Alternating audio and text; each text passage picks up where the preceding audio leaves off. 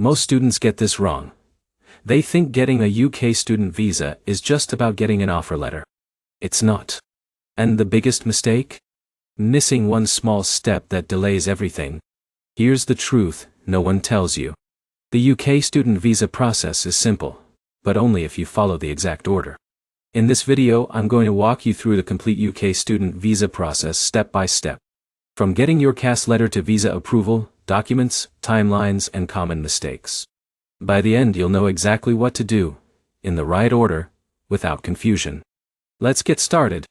Step 1 begins even before your visa application. You need an unconditional offer from a UK university. This means the university has accepted you fully, not conditionally. Once you accept the offer and meet all requirements, the university will issue something called AKS. This stands for Confirmation of Acceptance for Studies. This is the most important document in your entire visa process. Without CAS, you cannot apply. But here's the problem.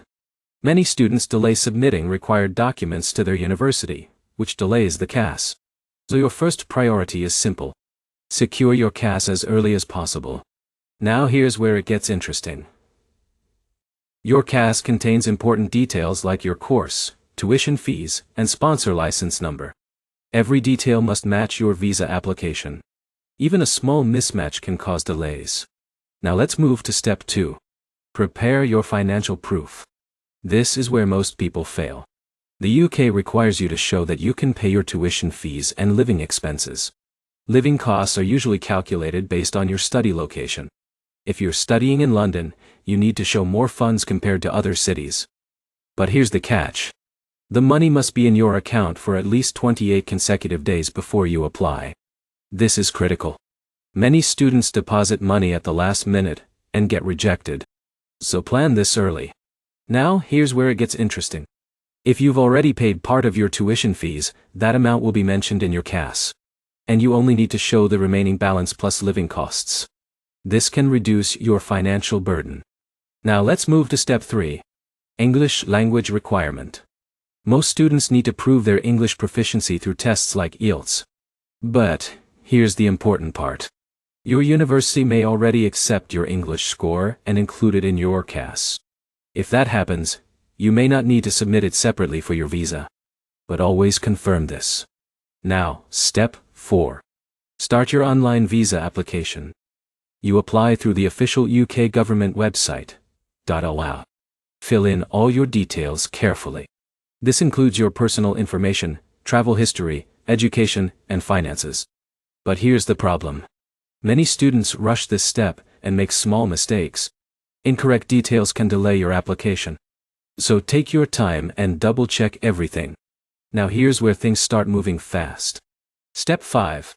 Pay your visa fee and immigration health surcharge. The visa fee is a one-time payment. The health surcharge gives you access to the UK's National Health Service.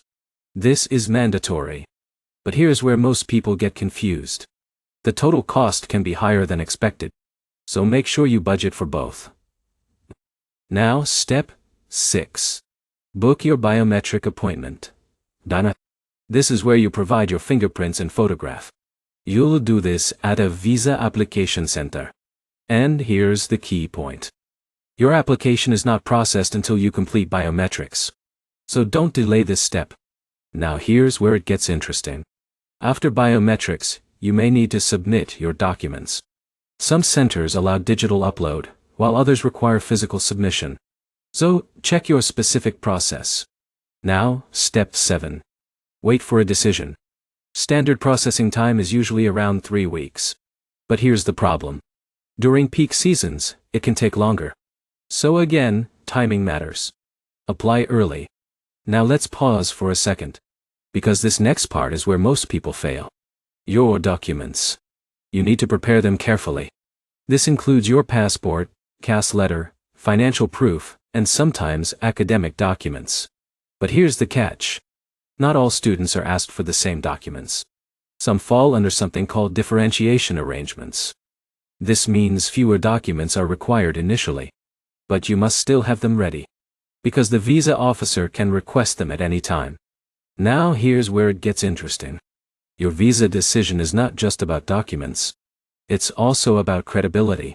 You must show that you are a genuine student. This is where your answers and documents must align. Now, let's talk about interviews. Not every student gets called for an interview. But if you do, be prepared. You may be asked why you chose the UK, your course, and your future plans. And this is where most people fail.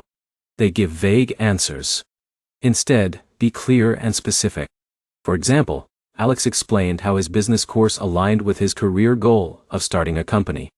That made his application stronger. Now let's talk about timelines again, because this is critical. You can apply for your visa up to 6 months before your course starts.